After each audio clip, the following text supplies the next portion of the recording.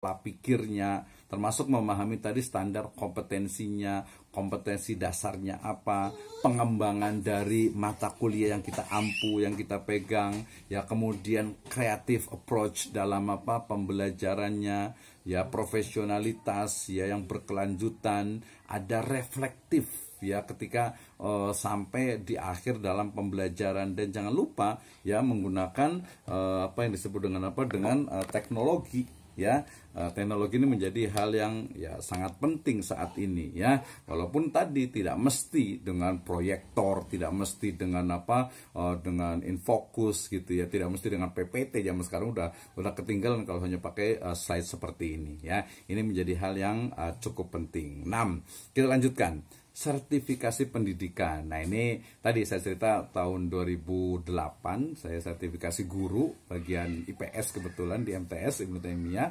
Kemudian 2010 itu sertifikasi dosen di kebetulan saya di Ahwal Syakhsiyah, di hukum keluarga Islam di perbandingan madhab waktu itu ya. Sekarang lebih banyak ke ekonomi, bisnis, keuangan, dan juga di fikih saya sangat suka sekali gitu ya. Sekitar ada beberapa buku saya itu di usul fikih as design or research approach ya.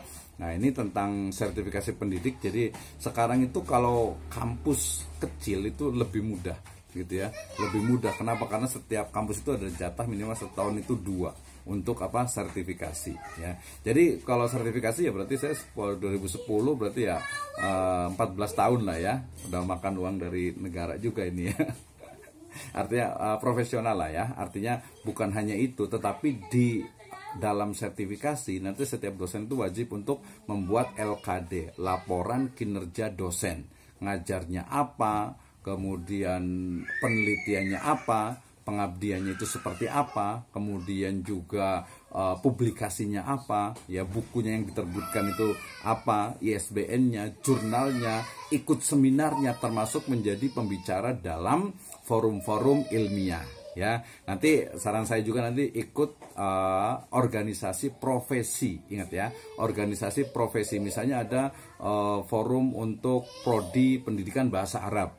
Ya, kalau kami ada APSI, Asosiasi Pengajar dan Peneliti Hukum Ekonomi Syariah, ada Asosiasi Dosen Syariah Indonesia, ada Asosiasi Dosen Pendidikan Agama Islam, banyak sekali. Itu untuk meningkatkan upgrading dari kemampuan kita. Ya, salah satu pesan dari profesor saya di UIN Bandung itu adalah jangan pernah menjadi dosen jago kandang. Ya.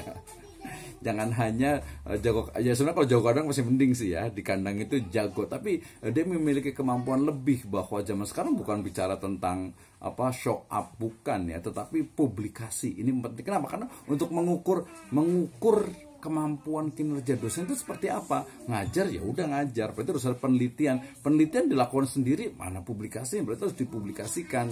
Nah, ini menjadi hal yang sangat penting. Oke, lanjut. Hak dan kewajiban, saya rasa ini paham semuanya lah ya tentang hak dan kewajiban dari seorang dosen. Saya nanti ingin percepat agar nanti diskusinya bisa lebih banyak nih ya. Ini tadi haknya, inilah kita kembalikan ke jamiah ya, ke kampus lah ya. Kita bicara tentang kewajibannya aja ya. Berarti kita bicara tentang kewajiban berarti bicara tentang melaksanakan pendidikan, penelitian, dan pengabdian kepada masyarakat. Jadi nanti Kaprodi itu harus betul-betul ada supervisi untuk dalam pendidikan atau dalam pengajarannya. Ini dosen Fulan, ini ngajarnya bagus nggak sih nih? Nah, makanya dalam manajemen perguruan tinggi itu di akhir semester itu selalu ada yang namanya survei kepuasan. Ya, survei kepuasan. Ini mahasiswa itu puas nggak sih dengan pembelajaran dari Ustadz Fulan, dari dosen Fulan? Ya, kemudian juga tendiknya juga, ini puas nggak sih dengan dosen ini? Ya, baik nggak sih secara tadi sosialnya, gitu ya. Nah, termasuk kalau kita sebagai dosen itu di awal ada pre-test, ada post-test untuk mengukur dari kemampuan mahasiswa itu, ya. Nah, penelitian juga sama ya. Jadi penelitian ini sekarang itu udah wajib, bahkan banyak kampus. Kemarin ada salah satu kampus di Bogor itu, ketika seorang dosen itu tidak melakukan penelitian, maka dia tidak mendapatkan THR, begitu ya. Sebagian lagi tidak mendapatkan tunjangan untuk penelitian. gitu ya. Jadi dia nggak dapat THR gara-gara tidak melakukan penelitian. Nah, pengabdian kepada masyarakat ini kalau yang orang sosial, orang yang pengabdi gitu ya, itu akan seneng gitu ya. Kenapa? Karena buat program di masyarakat ya. Nanti programnya itu sebenarnya bedanya gini. Kalau pengabdian kepada masyarakat itu tidak mesti dari bidang rumpun yang dia miliki, gitu ya.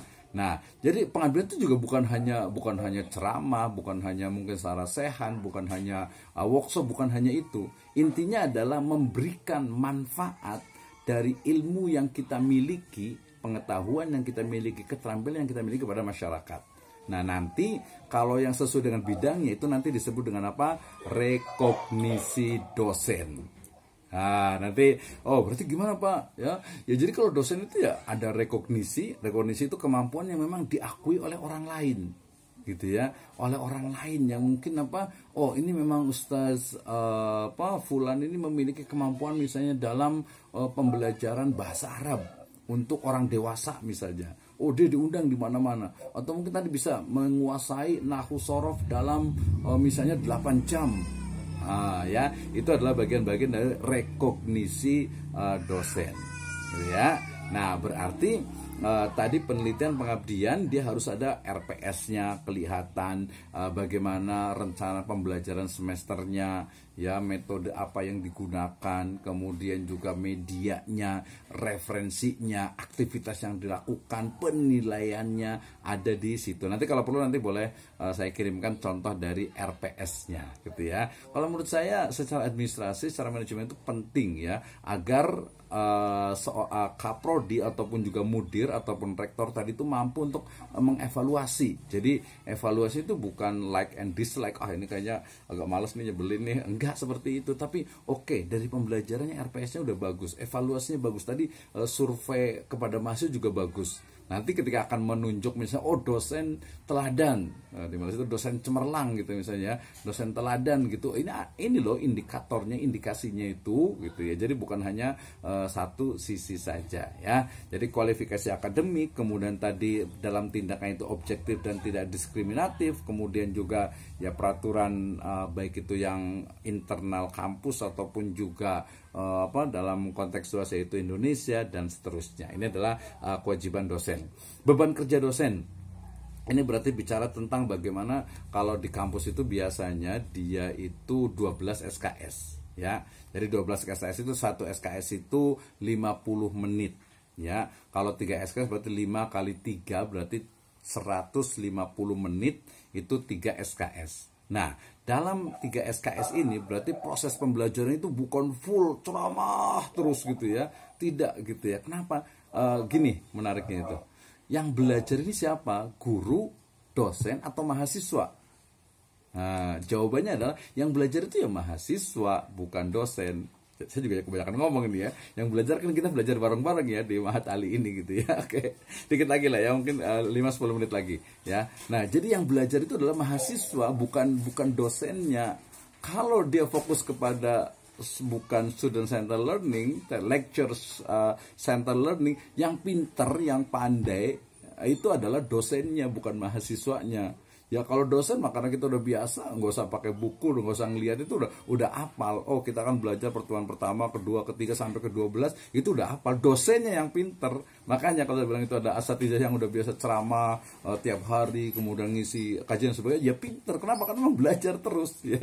Saya juga menyebutnya dengan istilah learning by teaching gitu ya. Jadi belajar dengan mengajar gitu. Jadi kalau yang jarang ngajar ya pasti nggak akan bisa meningkat gitu ya. Nah, kemudian ini beban kerja dosen jadi minimal tuh 12 SKS.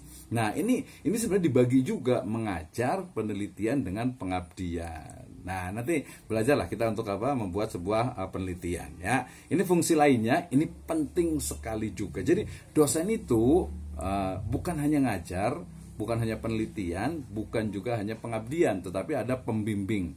Namanya dosen pembimbing akademik DPA.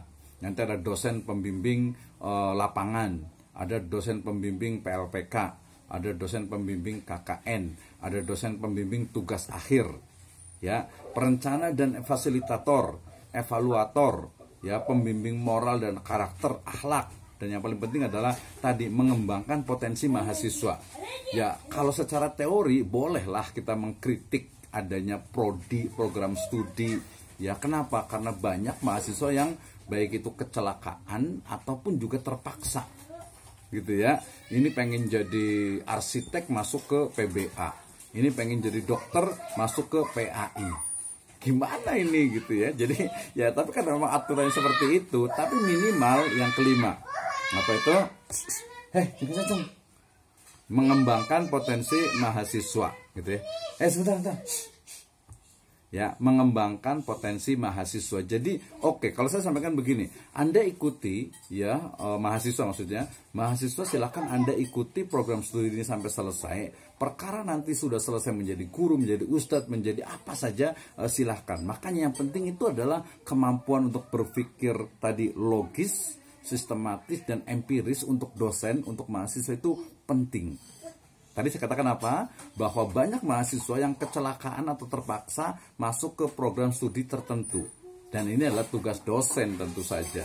Ya, gitu ya. Nah ini, oke. Jadi ini fungsi lain dari dosen. Jadi bukan hanya di kelas saja, tapi juga menjadi membimbing akademik. Kebetulan kalau membimbing akademik itu membimbing skripsi, tesis, disertasi itu udah Masya Allah lah ya. Perlindungan dosen. Pemberhentian dosen, saya rasa ini tidak terlalu penting. Nanti saya lebih banyak diskusi, ya. Kemudian juga jabatan, ini mungkin sekilas saja. Jadi kalau jadi dosen itu, kalau di awal 2 tahun pertama itu nanti jadi asisten ahli, ya. Nah sudah asisten ahli, nanti baru masuk ke lektor, ya. Nah dari lektor itu lektor kepala, ya. Kemudian nanti baru ke guru besar atau profesor. Saya di pembina tingkat 1 di 4D, ya, di 4B ya, 4B di situ. Jadi enggak terlalu inilah, kalau mungkin kalau berorang ya pengen jadi profesor ya guru besar ya silakan saja. Itu yang penting tadi meneliti, pengabdian, publikasi, mengajar. Nah ini adalah jabatan dari kepangkatan dosen. Terakhir dari saya, ini skill yang harus dikuasai oleh seorang dosen profesional. Ya, the first, expert and patient. Ya, jadi mengajar itu dia bukan hanya tadi apalagi kalau hanya kewajiban ya, aduh sayang sekali gitu ya. Saya mau ini nggak ada kerjaan lain, udahlah ngajar aja gitu. Aduh ini